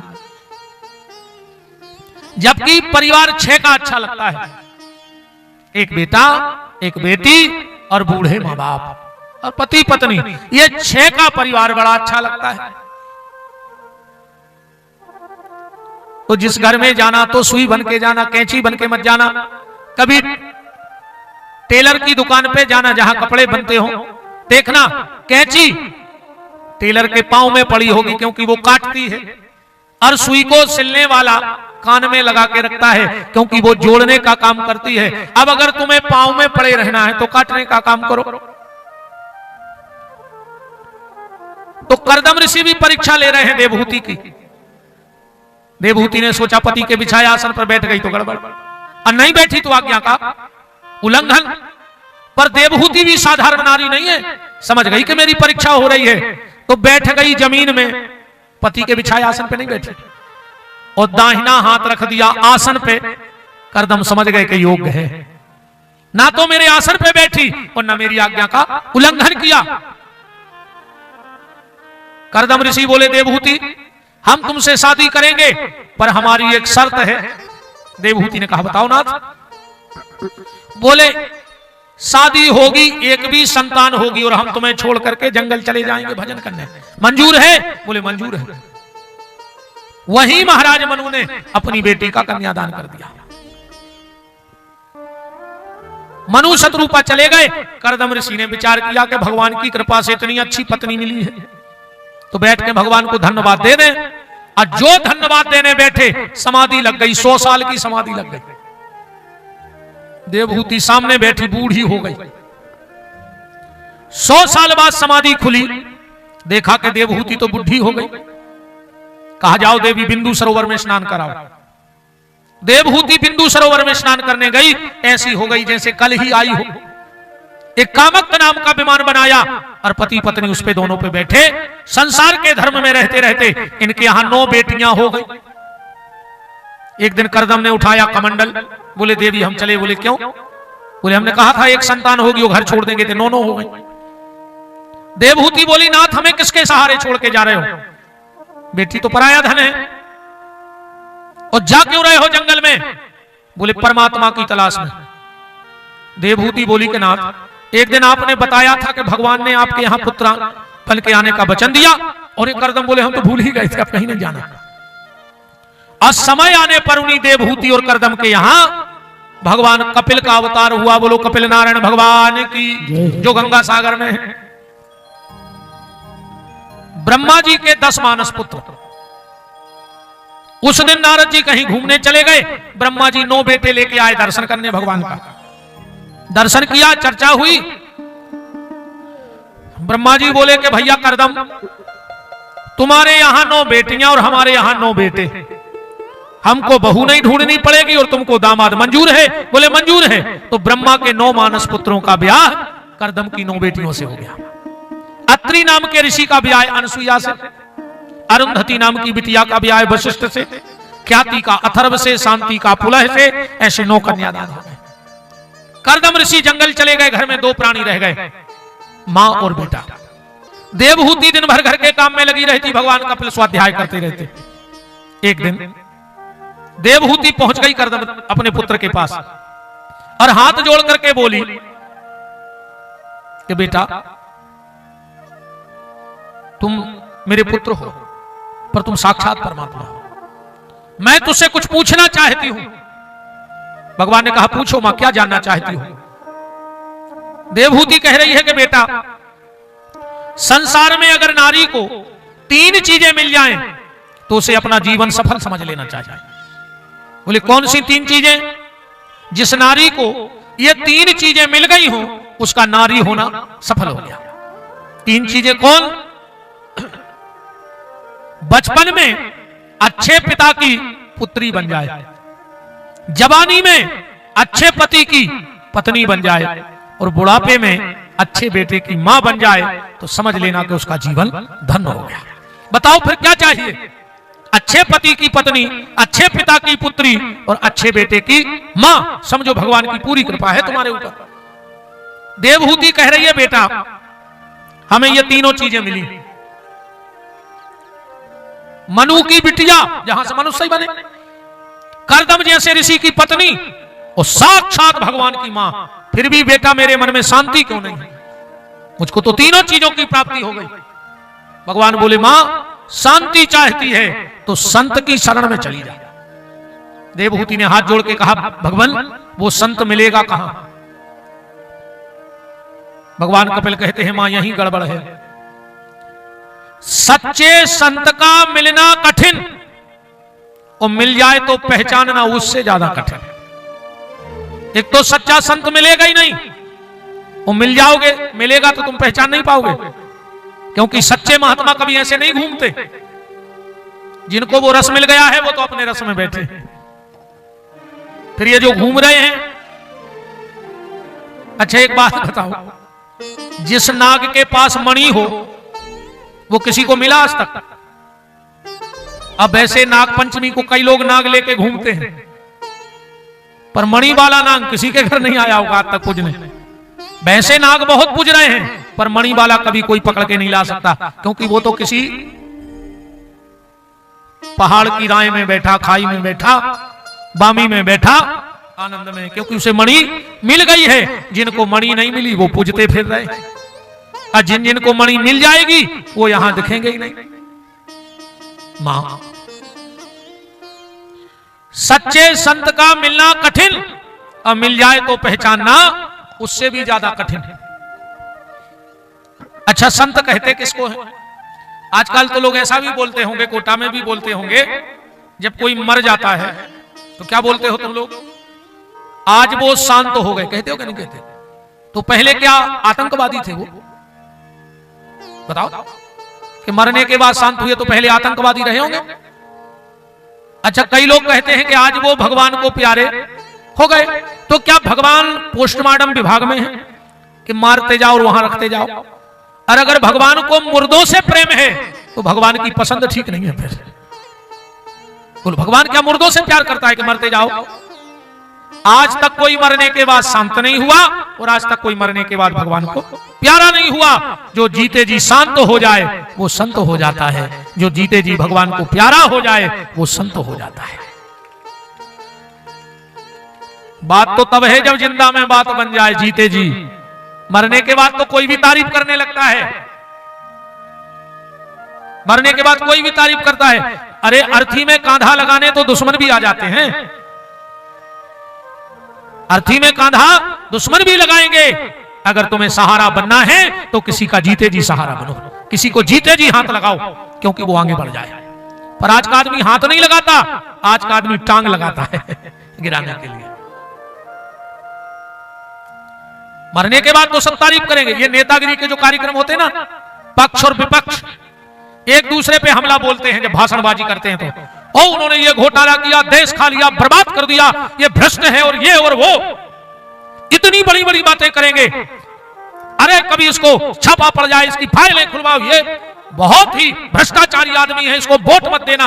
और अगर वो मर जाए और कल उसी की श्रद्धांजलि सभा में नेताजी जाएं तो फिर माइक से कहते हैं आज राजनीति में बहुत बड़ी क्षति हो गई, हमने एक बहुत कर्मनिष्ठ समाज सेवी को खो दिया।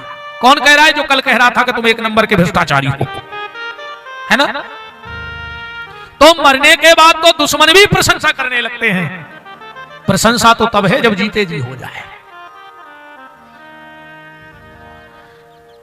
मां, संत की एक ही पहचान है, क्या? जो अपकार के बदले उपकार करे, गाली देने वाले का भी भला करे और प्रशंसा करने वाले का भी भला करे। एक नाव में 4-5 लड़के बैठे और उसमें एक महात्मा जी बैठ गए। अब नाव को यहां से वहां जाने में आधा घंटा था। हो सके तो अब मत भगो, क्योंकि अब ठाकुर जी का जन्म होना है, तो अब कोई मत जाओ, क्योंकि देवता भी चौथे दिन इतने टाइम शरीर बदल बदल के यहां आ जाते हैं। और हम 3 घंटे से बैठे और ठाकुर जी के जन्म का समय हुआ और हम लोग भग गए, ये अपराध माना जाता है। बाकी फिर आपकी इच्छा है, 5-7 मिनट और कोई मत जाओ, हम पूरे 10 मिनट में भगवान के जन्म को कर रहे हैं। तो उस नाव में एक महात्मा जी बैठे, 4-5 लड़के बैठ गए। महात्मा जी ने सोचा 20 मिनट तो लग ही जाएंगे, तो माला लेके भजन करने बैठ गए नाव में। अब वो लड़के बाबा जी की दाढ़ी खींच दें, कभी अचला खींच दें, कभी जटा खींच दें, बहुत देर हो गई। पर महात्मा तो अपना भजन करते रहे। पर भगवान से भक्त का अपराध नहीं देखा गया। तो महात्मा के ध्यान में आ गए, बोले महात्मा बहुत देर हो गई, अब मुझसे तेरा अपमान देखा नहीं जा रहा है, तू कहे तो नाव पलटा दे, तुझे बचाने की गारंटी है, मैं बचा लूंगा।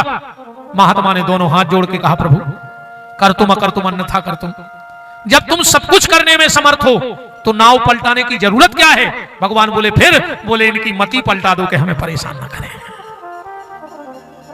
ये संत हैं। वृक्ष नहीं फल खाते हैं, नदी न याचे नीर, अपरमार्थ के कारण संतन धरे शरीर। मां, संत की शरण में चली जा। और 1600 श्लोकों में श्रीमद् भागवत में भगवान कपिल ने अपनी माता को उपदेश दिया है, 1600 श्लोकों में, जिसको विद्वानों ने सांख्य शास्त्र कहा है।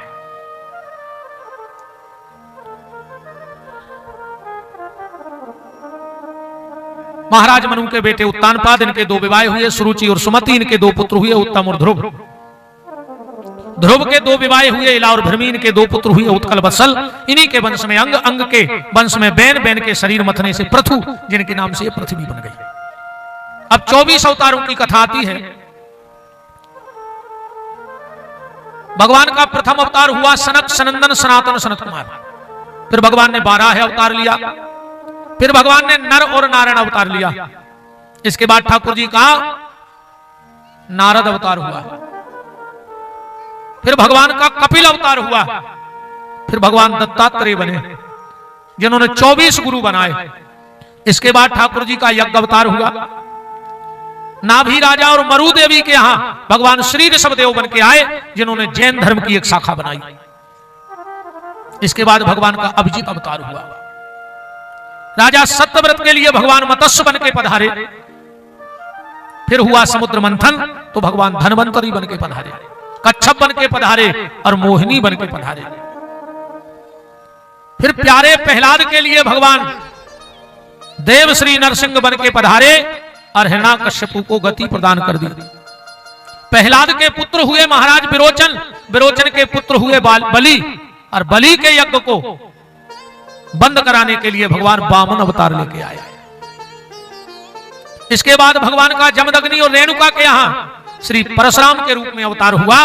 फिर सत्यवती और पाराशर के यहाँ भगवान श्री कृष्ण द्वैपायन वेदव्यास बन के आए, जिन्होंने श्रीमद् भागवत का विस्तार किया। इसके बाद फिर राम कथा आती है।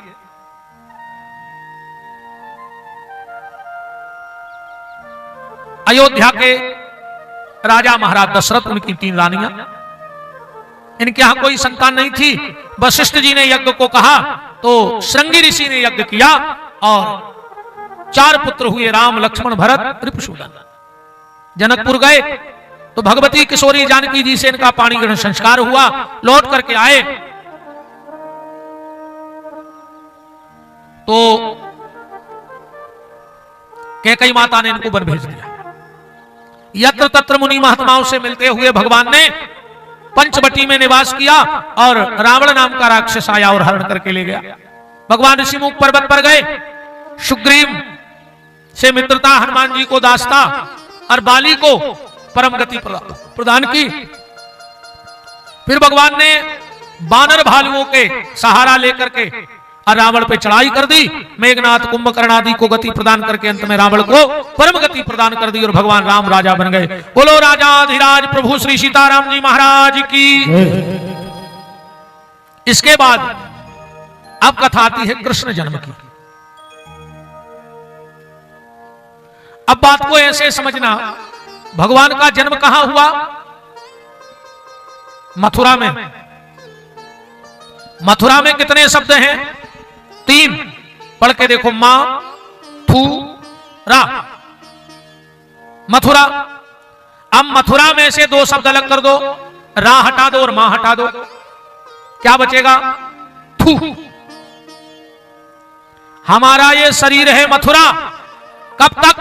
बोले जब तक इसमें राम कृष्ण है तब तक। और अगर शरीर से राम निकल गया तो थू है ऐसे शरीर पर, किसी मतलब का वो शरीर नहीं है, उसमें आग लग जाए। अगर इसमें राम नहीं है तो इस शरीर पे क्या है? थू। और वास्तव में थू है। जिस शरीर को परिवार वाले इतना प्रेम करते हैं, अगर इसमें से चेतन तत्व राम निकल जाए तो परिवार वाले भी थूकते हैं। 2-3 दिन रखे रहो, आज जब अंदर से सड़ जाओगे तो पूरे घर के थू थू करेंगे तुम। तो इस शरीर की कीमत कब तक है? जब तक इसमें राम कृष्ण है तब तक है, वरना थू कोई मतलब नहीं इस शरीर का।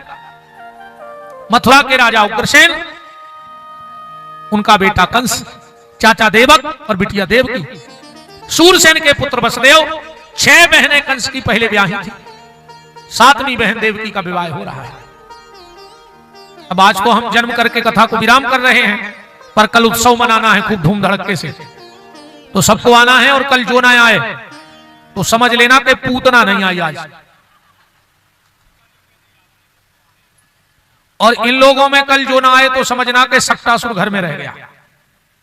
जो इनमें ना आए तो समझना पूतना नहीं आई, उसको भगवान से चिढ़ थी। और कल खूब तैयार हो के आना। हम संसार के किसी नाते रिश्तेदार के यहां जाते हैं तो खूब सज सवर के जाते हैं, और कल तो ठाकुर जी का जन्म है, उत्सव है, तो ये तो हमारे कई जन्मों के नाते रिश्तेदार हैं, तो खूब सच समझ के आना। अच्छे अच्छे कपड़े पहन के आना, ना हो तो ले लेना इनसे पैसे लेके, मंगवा लेना, क्या दिक्कत, बाजार के पास नहीं है। और ना लाए तो सब्जी में ज्यादा मिर्चा कर देना, डाल नहीं देना वरना लड़ाई हो जाए है। पर अच्छे खूब, और एक और लोगों को लेके आना कल, एक तुम तो आना, पर कल एक को अपने साथ और लाना कि चलो कल बुलौआ है, भगवान का उत्सव है। कल ये जगह वृंदावन और मथुरा जैसा आनंद देगी। कल बड़ा रस बरसेगा, चाहे कथा हो चाहे आनंद हो। कल नंद के आनंद भयो जय कन्हैया लाल की, और हाथी दीनो घोड़ा दीनो और दीनी पाल की। गोपिन को लहंगा फरिया और बिंदी दीनी भाल की है। जवानन को हाथी घोड़ा और बूढ़न को पाल की, और पठियासी गैया दीनी तुरंत बयानी हाल की। नंद के आनंद भयो जय कन्हैया लाल की। कल तो कल का रस मत छोड़ना। वसुदेव देवकी का विवाह हुआ, कंस ले जा रहा था, आकाशवाणी हो गई, रे कंस, जिस बहन को इतने चाव से ले जा रहा है, यही अष्टम गर्भ तेरा काल होगा। चुटिया पकड़ ली। कभी भी पत्नी से कितना भी लड़ना, पर उसकी चोटी नहीं पकड़ना, ध्यान रखना। लड़ना तो पति पत्नी में झगड़ा हो कोई दिक्कत नहीं, पर चोटी नहीं पकड़ना, क्योंकि अगर कोई नारी की चोटी पकड़ लेता है तो उसका विनाश हो जाता है। दुशासन ने द्रौपदी की चोटी पकड़ी, रावण ने सीता की चोटी पकड़ी और आज कंस ने देवकी की चोटी पकड़ी। अब तीनों का हाल क्या हुआ ये बताने की आवश्यकता मुझे नहीं है, लगता के है। ठीक, वैसे तो पत्नी से लड़ना ही नहीं चाहिए। सही कह दिया कि नहीं कहा? कह रहे हैं और कह दो है? अच्छा भी खुद लड़न लगे तो तुम लोगों को एक चौपाई दे देते हैं। आज जब भी ये लड़े तो हाथ जोड़ लेना और लिख लो, आपन तेज समारो आप अतीनो लोक हाकते काप। कहना देवी जी अपना तेज तुम ही संभाल सकती हो।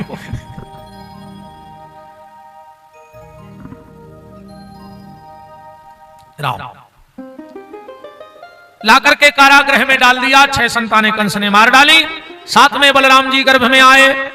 योग माया ने देवकी के गर्भ से निकालकर वसुदेव जी की दूसरी पत्नी रोहिणी के गर्भ से दाऊ भैया का जन्म कराया। बोलो दाऊ दयाल भगवान की। अब तो देवता आए, स्तुति करने लगे और चले गए। बुधवार का दिन, शायद बुधवार भी है, बुधवार का दिन आया, भादों का महीना आया, रोहिणी नक्षत्र आया, कृष्ण पक्ष लग गया। यमुना आज उफान पे आ रही है धीरे धीरे। क्यों? क्योंकि वो अपने प्रीतम प्यारे के चरण धोना चाहती है। यही यमुना आगे जाके भगवान की पटरानी बनेगी कि नहीं बनेगी? तो आज अपने सैया से मिलने को बड़ी व्याकुल है। शेषनाग अपने भैया के लिए हजारों फन से खड़े हैं। देवता नगाड़े ठोक रहे हैं। चारों तरफ आंधी, तूफान, बारिश।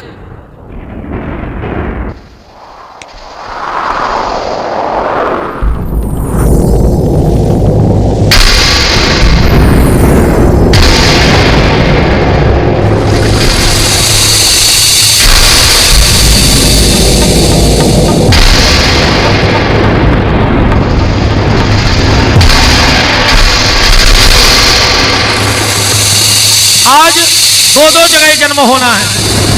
वसुदेव देवकी के लाल का और कंस के काल का। कंस का काल भी तो जन्म ले रहा है। डरा हुआ है कंस।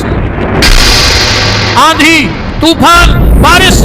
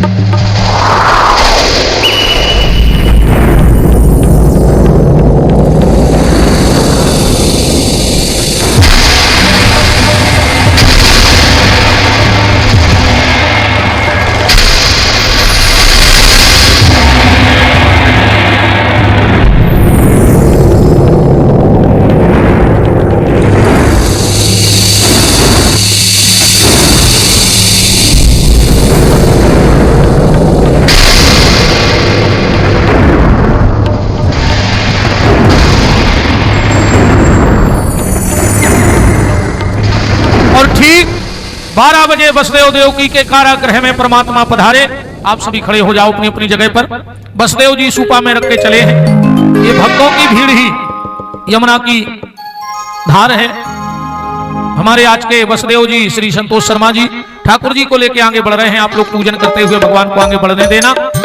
यहां से जाओ, हाँ ऐसे वैसे लौट के आ जाना। कि खुल गए सारे ताले, वह क्या बात हो गई, जब से जन्मे कन्हैया करामात हो गई, जब से जन्मे कन्हैया करामात हो गई, जब से जन्मे कन्हैया करामात हो गई, जब से जन्मे कन्हैया करामात हो गई।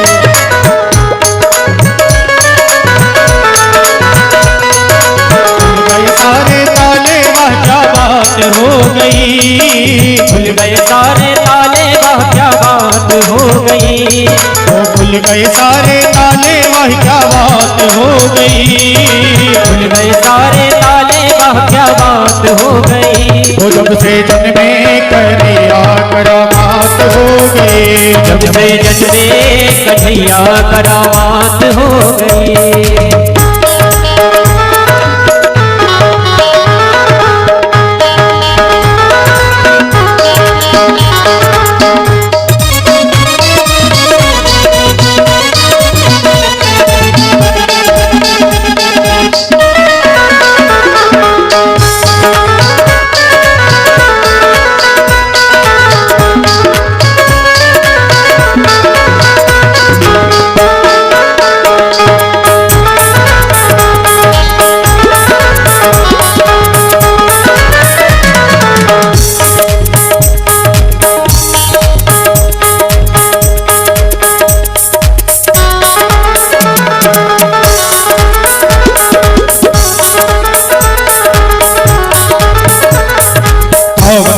जन्म लिए का नाम का जमाना पुराना, अवधि का नाम जन्म लिए का नाम का जमाना पुराना। ताले लगा नाम पहरे का नाम कंच का जुल्म धारा, ताले लगा नाम पहरे लगा नाम कंच का जुल्म धारा। उस राति का दृश्य भयंकर था, उस कलसी को भरने का डर था। बादल छाए उड़ाए बरसात हो गई, बादल छाए उड़ाए बरसात हो गई। जब से जन्मे कन्हैया करामात हो गई, जब से जन्मे कन्हैया करामात हो गई। जब से जन्मे कन्हैया करामात हो गई, जब से जन्मे कन्हैया करामात हो गई। खुल गए सारे ताले वह क्या बात हो गई, खुल गए सारे ताले वह क्या बात हो गई। वो खुल गए सारे ताले वह क्या बात हो गई, खुल गए सारे ताले वह क्या बात हो गई। जब से जन्मे कन्हैया करामात हो गई, जब से जन्मे कन्हैया करामात हो गई। जब से जन्मे कन्हैया करामात हो गई, जब से जन्मे कन्हैया करामात हो गई।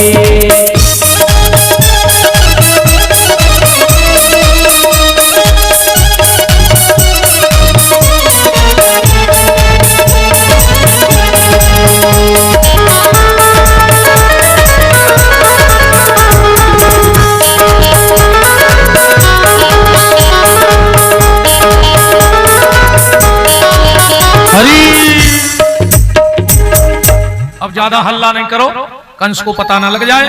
अपन कल लोग गोकुल पहुंचेंगे तो खूब आनंद लूटेंगे हैं? आज की चर्चा यहीं विराम। ठाकुर जी का जन्म हो गया है, कल गोकुल पहुंच के नंद बाबा और यशोदा के यहाँ खूब रस बरसेगा कल की कथा में।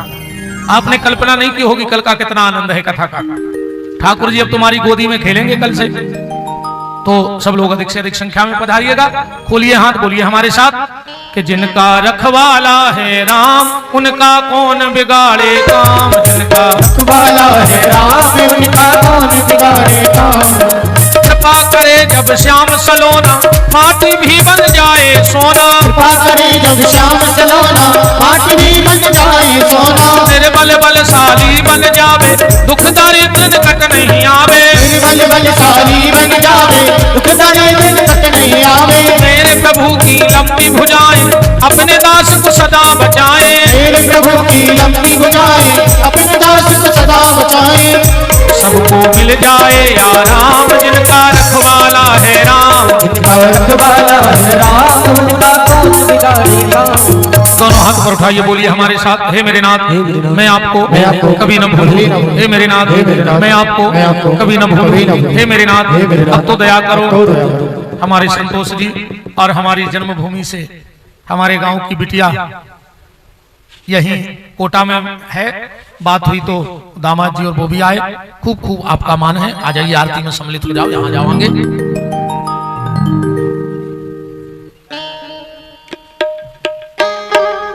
हरि ओम चंद्रमा मनसो जात किशो सूर्यो जायतो श्रोत्वा शिवराज सुमुखात् अग्निर्जायत। वो सब आरती उतारो मेरे लालन की, सब आरती उतारो मेरे लालन की।